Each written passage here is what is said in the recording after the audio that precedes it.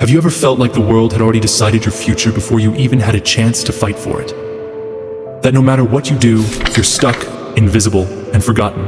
This is the story of Rylan, a boy who had nothing, yet built everything. Rylan's childhood was carved out of hardship. He grew up in the broken back streets of Chicago in a one-bedroom flat that smelled of damp walls and burnt-out dreams. His mother worked 16-hour shifts in a laundromat, her hands cracked from chemicals, her back bent from lifting. His father? Gone. Vanished when Rylan was 6. All that was left behind was debt, unpaid bills, and a silence that felt heavier than words. Rylan's world was one of constant survival. Some nights, dinner was a single slice of bread split in two.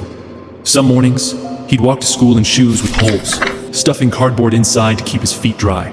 His classmates mocked him relentlessly. Charity case, they sneered. Loser. At first, he tried to fight back, but every punch only got him suspended. Every word landed him deeper in trouble. So he stopped responding. Instead, he stored every insult inside his chest like fuel for a fire he knew one day would ignite. But the worst moment wasn't the hunger. It wasn't the teasing. It was the night his mother fainted from exhaustion in front of him.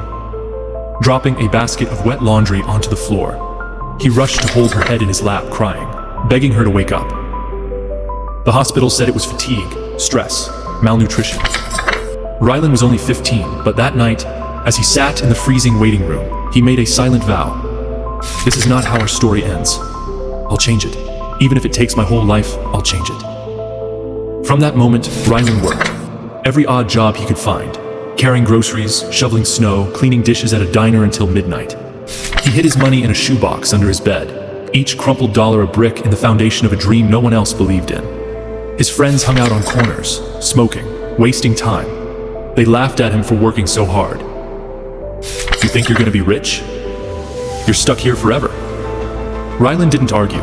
He just clenched his jaw and whispered, "Watch me."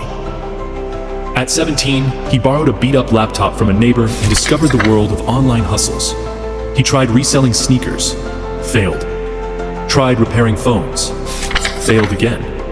He taught himself coding from free tutorials. Stumbled, broke his laptop, had to start over. Most people would have quit after the second or third failure. Rylan failed 12 times in a row.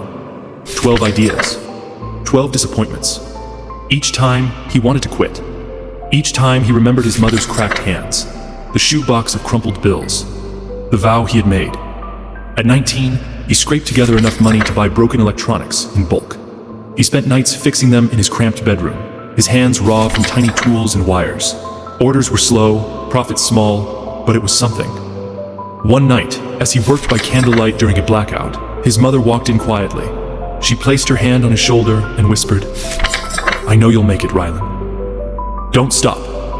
That single sentence lit a fire inside him stronger than any flame. By 21, he opened a small online shop selling refurbished phones and affordable gadgets. His bedroom turned into a warehouse of boxes, bubble wrap, and sleepless nights. He packed every order himself, hand-wrote thank you notes, answered customer emails at 3 a.m. Slowly, people noticed. His little shop began to grow.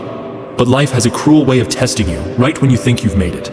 The delivery truck carrying his biggest shipment crashed. Thousands of dollars gone overnight. Rylan sat on the cold floor, staring at the empty space where his future had been.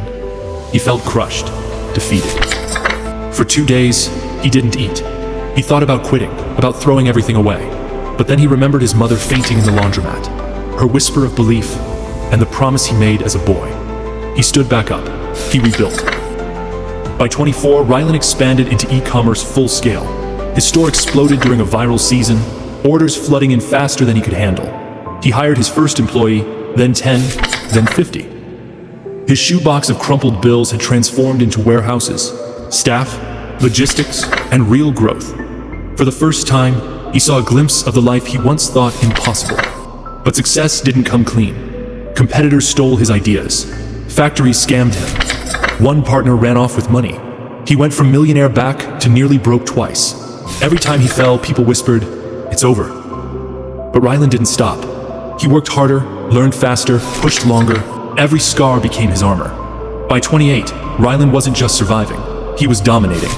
His brand expanded into clothing, tech, real estate, even renewable energy. The boy who once drank water to kill hunger was now sitting across tables with global investors. The kid mocked for his broken shoes now designed sneakers sold across the world. By 30, Rylan was a billionaire. Headlines called him the boy who built himself. But when asked how he did it, he didn't speak about money. He didn't speak about mansions, cars, or wealth. He said, "My story sounds short when I tell it, but the years weren't short. The hunger wasn't short. The nights crying into my pillow weren't short. What looks like overnight success was built on a decade of pain, failure, and consistency. I wasn't the smartest, I wasn't the luckiest. I was simply the one who refused to stop. And that's what you need to remember. You may feel invisible now. You may feel hopeless, broken, stuck. But invisibility is not the end.